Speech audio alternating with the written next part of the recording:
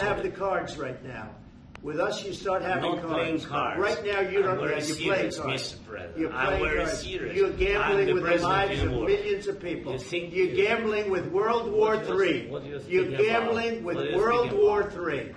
And what you're doing is very disrespectful to the country, this country. That's back to you. Far more than a lot of people said they should have. Have you said thank you once? A lot of times. No, in this entire meeting, you said thank you. Even today. You went to Pennsylvania and campaigned for the opposition in October. Offer some words of appreciation for the United States of America and the president who's trying to save your country. Please, you think that if you will speak very loudly about the war, He's not speaking loudly. He's not speaking loudly. Your country is in big trouble. Can I Wait a minute. No. You've done a lot of talking. Your country is in big trouble. I know. You're not winning. You're not winning this.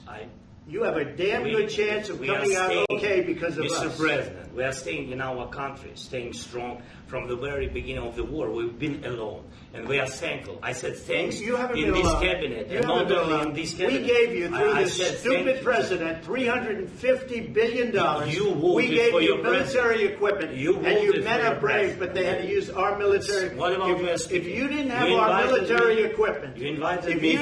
our military equipment, this war would have been over in 2 weeks. In 3 days, I heard it from Putin. In 3 days. This is something maybe new. Less. In 2 weeks, of course, yes. It's going to be a very hard thing to do business like this. Again, just say thank you. I said a lot of times to American people. Accept that there are disagreements, and let's go litigate those disagreements rather than trying to fight it out in the American media when you're wrong.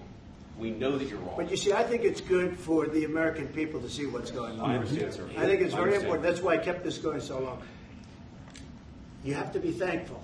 You don't have the cards. You're buried there. Your people are dying. You're running low on soldiers.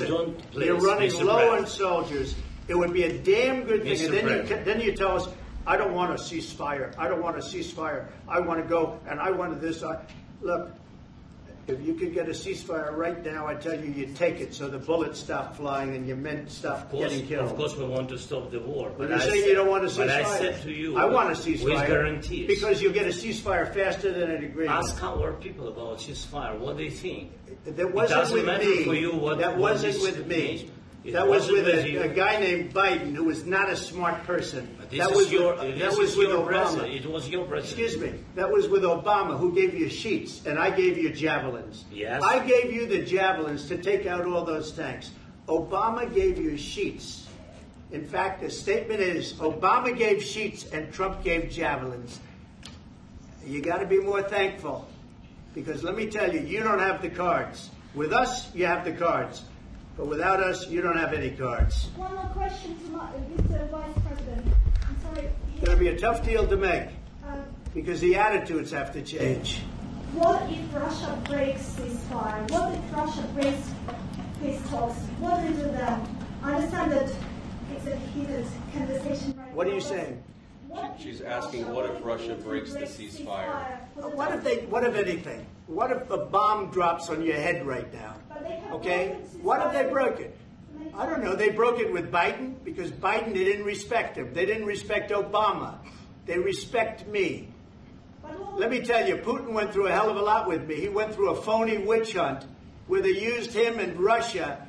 Russia. You ever hear of that deal? That was a phony Hunter Biden, Joe Biden scam. Hillary Clinton, Shifty Adam Schiff. It was a Democrat scam.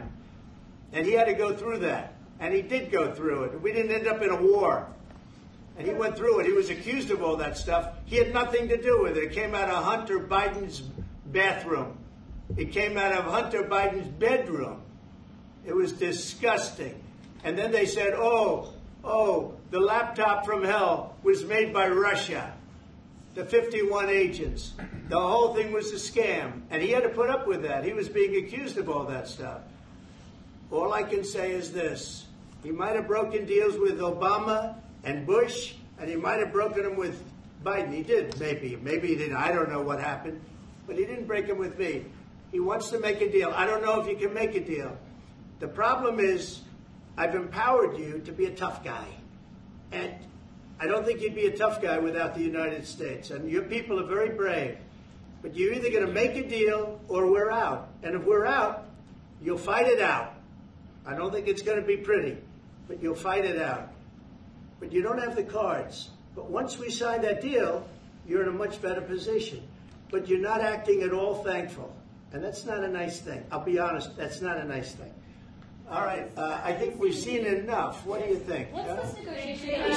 This is going to be great television, I will say that.